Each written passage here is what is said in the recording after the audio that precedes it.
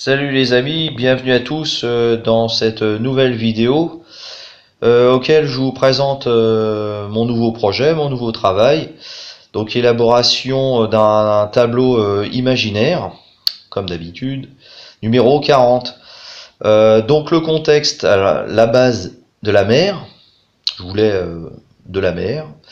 Et c'est dans une grotte, carrément, là le contexte, on est dans une grotte, carrément une grande grotte. Et ça sera une grotte, une caverne magique. Donc l'eau, la mer rentre à l'intérieur de la grotte, comme vous voyez ici. Et en fait, je pourrais la nommer, ce tableau, le nommer la grotte au dragon. La grotte magique au dragon. Donc le fond ici, alors vous voyez c'est des papiers, hein, j'ai mis des papiers parce que à chaque fois c'est repris, retravaillé, donc plutôt que d'effacer puis que ça soit impossible, bah, je préfère mettre un papier volant, on va dire, un papier et auquel je redessine au propre dessus, et ça fait le raccord impeccable. Donc il va y avoir des marches, un escalier, une porte d'accès vers l'inconnu, vers un espèce de couloir, et au lieu que au fond ça soit noir, sombre, sinistre, lugubre, parce qu'on est quand même dans une grotte, hein, la luminosité est quand même assez limitée, et ben en fait il y aura la lumière qui va apparaître. Et c'est là que ça deviendra magique, parce qu'on ne sait pas ce qui se passe au final. Donc voilà.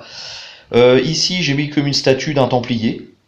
Est-il le gardien? Voilà. Donc ça, c'est le schéma. Ici, il y a un trou aussi. On voit toujours l'horizon avec la mer.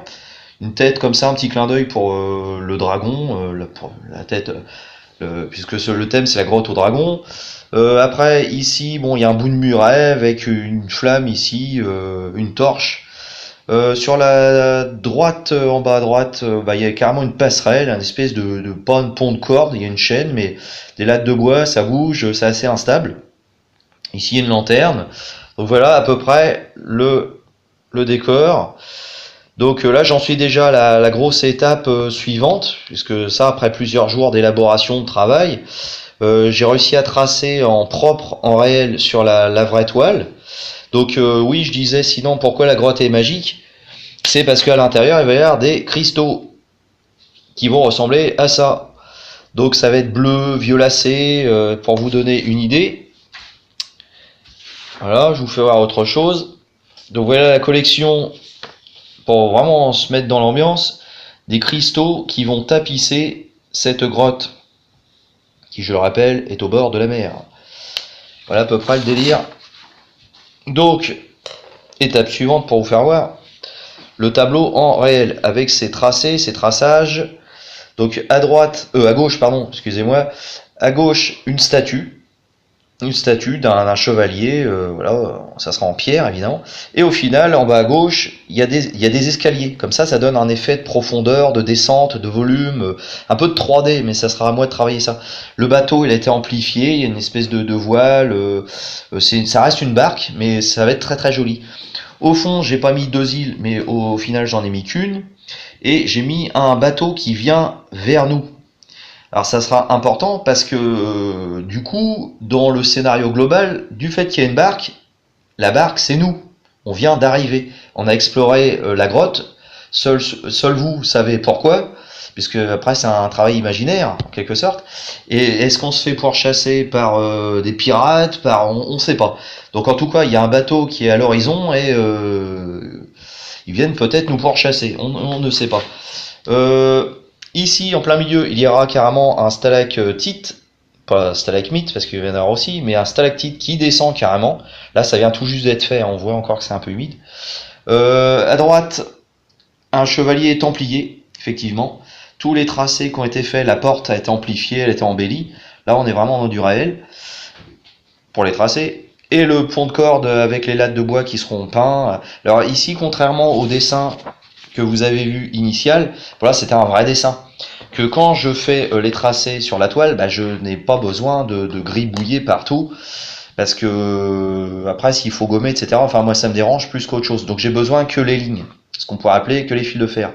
Ici il y a une espèce de petite chute d'eau, une espèce de petite cascade fluette, qui va être sympathique, qui va passer sous le pont, qui va rejoindre, c'est pas un lac, hein, mais le point d'eau ici à l'intérieur de la grotte, et puis l'entrée ici avec les vagues, la marée, enfin on imagine un peu le truc. Donc je vais faire un petit peu l'ensemble. Pour l'instant, j'en suis arrivé là. Voilà, j'en suis arrivé à peu près à ça, puisque je démarre vraiment sur la toile. C'est les tout premiers coups de pinceau. Donc je commence avec un gros pinceau. J'ai pris de la peinture noire, brute. On fait un espèce de gribouillage. Pourquoi un gribouillage? Parce que comme la grotte, il va y avoir des effets de contraste forts. Donc c'est important au départ de poser les ombres qui vont créer la 3D, la mise en volume et les perspectives plus tard. Donc en faisant des coups de pinceau arrondi, ça me donne les arrondis de la grotte, ça me donne déjà les volumes. D'où déjà même l'espèce de colonne qui descend du plafond jusqu'au sol. Alors je vous fais voir quelques petits coups de pinceau vraiment en direct.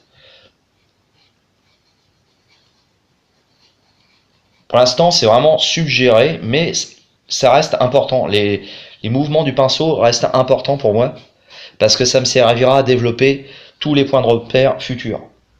Donc pour l'instant, c'est facile, on va dire. C'est juste, je marque le mouvement du plafond, auquel il y aura toutes les sculptures de stalactites fait le plus précisément possible. Alors, pour faire aussi fluide, là c'est comme de l'encre, hein.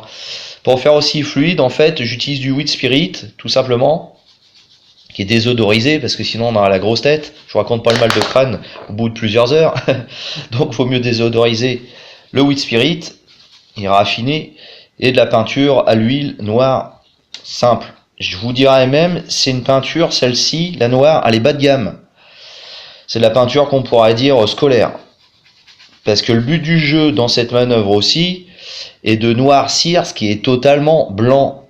Parce que en fait, je sais pas comment c'est pour les autres artistes, mais pour moi, il n'y a rien de pire que d'avoir une feuille blanche A4 ou une toile totalement blanche. C'est limite angoissant.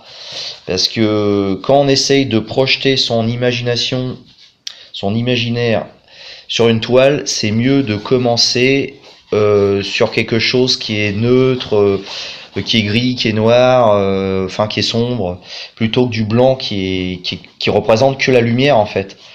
L'artiste cherche toujours comment dire, à gérer, à maîtriser la lumière, mais qui dit lumière dit ombre. Donc là, il faut quand même poser le contexte de cette grotte. Voilà.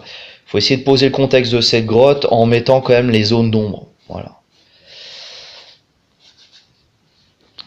Alors voilà un petit peu aussi en bas. Je vais essayer de mettre pour poser un peu le gentiment comme ça. Je prends un petit peu de Wheat Spirit. Parce que là il va y avoir une petite chute d'eau, une petite cascade. Donc je fais juste ça comme ça gentiment. Voilà. Et pour la première grosse étape, ça suffira. Voilà, je vais continuer juste un petit peu après la vidéo, évidemment. Et vous verrez au fur et à mesure, au mieux que je peux, l'évolution de ce tableau. Je vous remercie d'avoir regardé la première étape. Et puis je vous dis à bientôt, l'aventure continue.